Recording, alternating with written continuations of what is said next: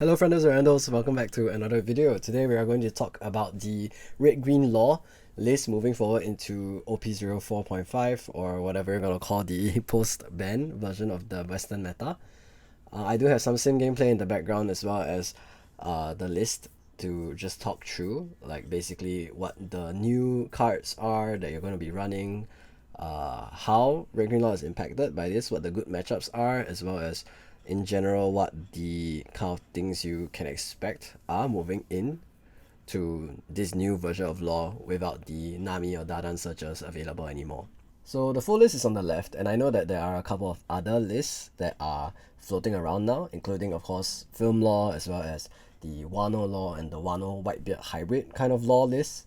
And I will say that I have tested a couple of them already, and to differing levels of success as well as comfort in terms of like how the list plays and everything.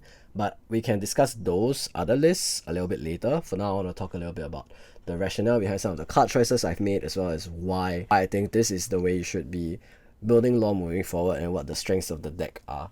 So starting off, we'll talk about card choices. So as with any other law deck, one of the key things is having a healthy number of 1-costs available to play so that you can flood your board. So we're using some very familiar faces, of course. We have Otama, Makino, and ST NAMI.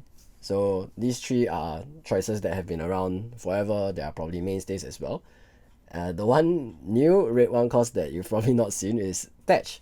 So Thatch is also being used in some of the Whitebeard lists that I've seen. He is a 1-cost 2k attacker, and his effect is you may activate main once per turn, give this character plus 2k power, then at the end of the turn you put him in the trash. This is mitigated by returning him to your hand. So if you do return him to your hand, he actually doesn't need to go to the trash after. So essentially, if you're going to shambles him out, he is a 1-cost 4k power unit, which is really powerful. This also works really well with Makino. So if you have Thatch and you want to bring him back up to hand, you Makino, you plus 3 to the Thatch, he's now a 7k attacker. And then with the blocker law, you can bring both of them up and then play down a Rush Zoro or any other 3-cost unit instead. Very, very powerful combo with the Makino, of course. And other than that, just by putting 1 Dawn on him, you'll be able to have a 5k attacker, which is really, really good.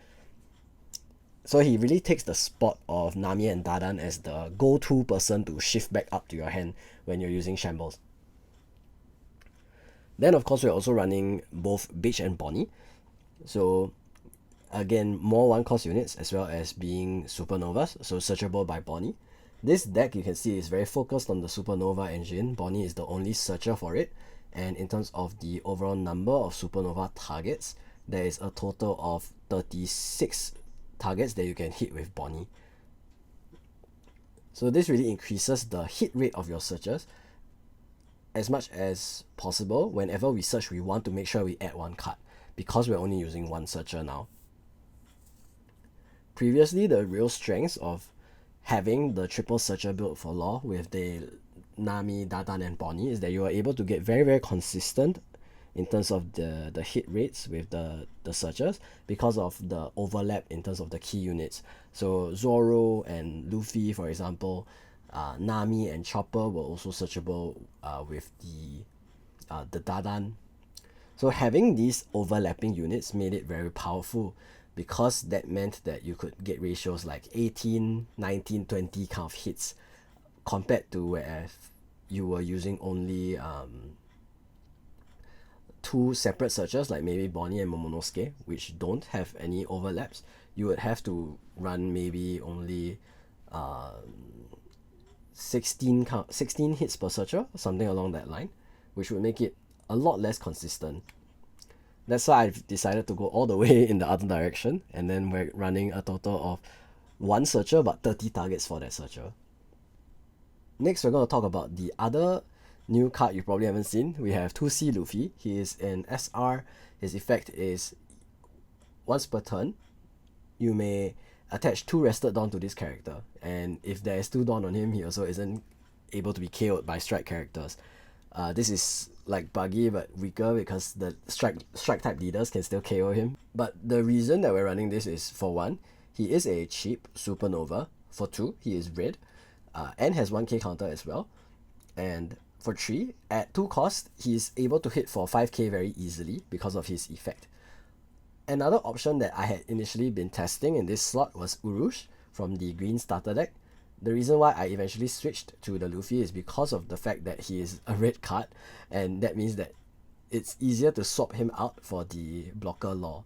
You can see in the deck right now, the total number of red character cards is 24 and green character cards is 23. So we're trying to keep a relatively even split in terms of the total number of characters. In previous law lists, it would actually be closer to maybe 30 red cards and 20 green cards instead, because of the fact that you had 2 red searchers. Right now, with Bonnie being the primary searcher that we want to swap out, we actually do need to increase the number of red cards available so that we can keep using that Bonnie and reusing her every turn. Next, we have the 2-cost killer. We're using this as a means to draw more cards as well. Because of the fact that we don't have on-play searchers anymore, card draw is a really important aspect of the game that we are now lacking in. And this blocker is a very simple solution to it. You are paying 1 Don to both block and attack as well as to draw a card off of it, which is really key to refill your hand. One of the biggest strengths of Law previously was the ability to continuously gain hand advantage by using your searches over and over again, and not just that, but using your searches multiple times in a turn. So NAMI into Bonnie into DADAN or something like that. And the ability to chain those searches as well, such as getting your NAMI from your DADAN, and then from your NAMI you would be able to find key units like your 2k counters or your Zoros or even your unblockable Luffys or things like that. With that out of the picture now, we have to be able to just straight up draw cards instead, and that's why we do now run this blocker killer. We're still running 4 Rush Zoro, and other than that, for the 2k counter we are running 4 of the promo Luffy. The reason behind this is because, again, it is a red card and a 2k counter that is searchable off of Bonnie. Otherwise, Apu would also work if you are unfortunately unable to pick up any of these promo Luffys. The other reason behind this is because of that supernova tag, it synergizes well with the next card on the list, which is the starter deck X-Drake. So we're running starter deck X-Drake because the way I've tried to build the deck is to shift it towards more of attacking for larger numbers rather than just 5k repeatedly like it used to be. Previously, you would be using your Dadan, you would be swinging 5k, you with the Dadan, attach 2 Don to the Dadan and swing, attach 3 Don to your Nami and swing, things like that. And by having those wide swings, you will reduce hand size steadily and slowly. And at the same time, because you were increasing your own hand size by reusing these searches, that would allow you to have that hand advantage and win games off of it. Now, because of the fact that we aren't able to reuse these searches, that aspect of not only decreasing our opponent's hand size, but maintaining our own hand size has been effectively removed. So what we need to do now instead is to start cutting more hand cards per attack. So by putting 1 Don on the Drake, he attacks for 7, it synergizes with the rest of our supernovas in the deck. The 2-cost Luffy now swings for 6, Rush Zoro swings for 6, the 3-cost Luffy, if you attach 2 Don, swings for 8, Blocker Law, Restand Law, Unblockable Luffy, Hawkins all swing for 7, your leader also swings for 6. This way we're reducing our opponent's hand size by even larger numbers. What I can say is that because we are playing with a lot larger units in general, you cannot expect to shambles on 5 or 6 Don most of the time now. It's just not as consistent and less likely to happen in general.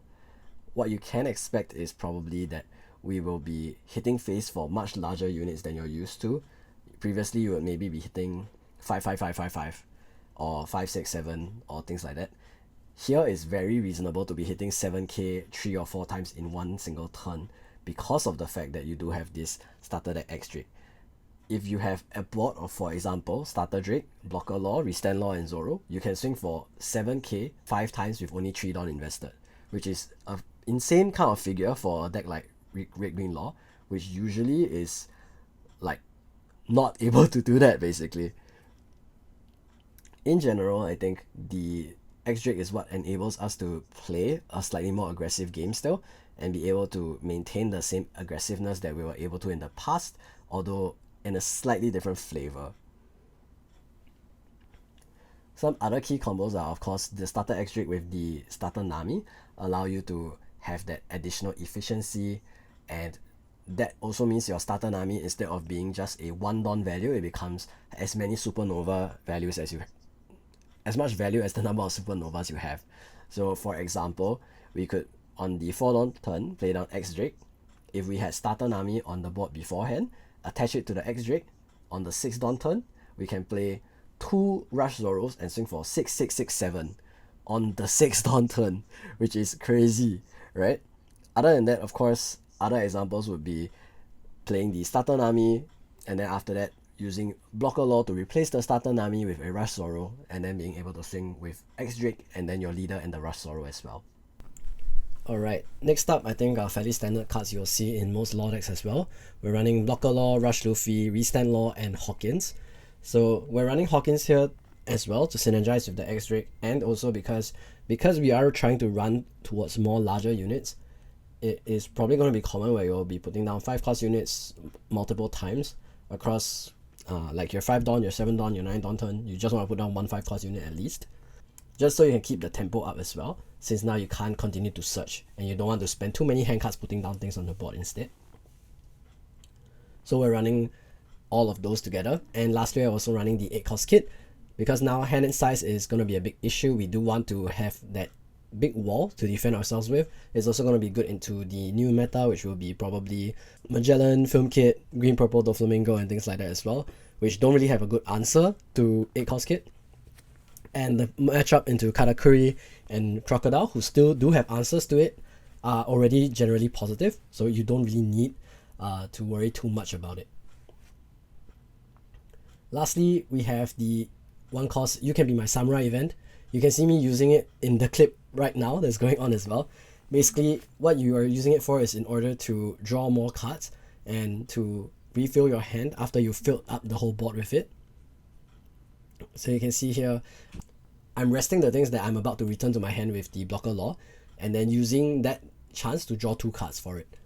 So this is how we are going to try and maintain our hand size now. Because we can't search as easily anymore, we have to kind of like work around it with this kind of thing.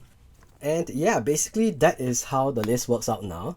I think overall, while it may not be the Red Green Law that you know and love from previous sets as well, and it's definitely not the Red Green Law I know and love and that I'm still going to be playing in Asia, this is how I feel would be what I would be doing if I were in the English meta now, in your position, trying to work around the fact that, you know, we don't really have the same options that we used to do before. With this solution, we are not just trying to make Law work because it's Law, rather than, for example, like I was saying earlier, I think when you're playing Film Law, you're just playing a worse version of Film Kit and Film Doflamingo, because the red cards don't add as much. Previously, Film Red Green Law would have worked because of the fact that NAMI would be able to pick up all of the green film cards as well, but without that ability, there's not that much value that the red film cards are bringing to the table. Secondly, with Whitebeard and Wano engines, right now, if you want to play either of those engines, Kinemon does Wano better and Zoro does the Whitebeard engine better, and so does Ace. So it'll be better to just go with either of those. The unique advantage that I think Red Green Law provides now is that ability to maintain aggro and to still cheat out units faster than your opponent. In this case, with this version of the deck, the ability to cheat out faster units is definitely reduced a lot, but we're still looking for ways to push this into being able to be, for 1, very aggro, and for 2, give you a lot of tempo. At the end of the day, Red Green Law is still one of my favorite decks to play, and I feel bad for the fact that you guys have to deal with these bans and everything, but I think it is definitely still a strong deck and it is playable if you do adapt to the times. Whether or not this deck ends up becoming popular or becoming better than the other versions that I've seen floating around, like the Whitebeard and the Wano versions, that is to be determined. For now, I feel like I've tried the other 2 versions, I like my version better. The main reason is because for the Whitebeard version, the units that you are able to put out are not very strong. So you're putting out like Haruta and Vista and Flamenco, all of which are like 3k power units that don't really do enough for me. And for the Wano version, yes, you can put out Okiku, you can search your Otamas, your one cost vanilla Wano unit, but at the end of the day, the Okiku gives a bit more control, but it's also super bricky in hand, and I don't really like playing that many bricks in general. I did see I did a slight difference to the Wano list, which I will put up on the screen now to let you know what I think. I don't think you need to run 4 Okiku, definitely not. But this is something that you can consider as well if you are going to decide with the Wano version. I definitely think that 2 searches is more than enough for playing the red green law now. I think now that there's no overlap, I would rather be more consistently hitting the searches rather than just having that volume of searching and then end up bottom decking all my blocker laws anyway. Moving forward, I wish all of you in the West good luck with playing red green law still. If you do try my version, make sure to tag me on Twitter and let me know how you did with it and what you like about it or what you have changed if you've done any changes to it as well. I really appreciate all of your time and for always supporting me. Thank you very much and peace out.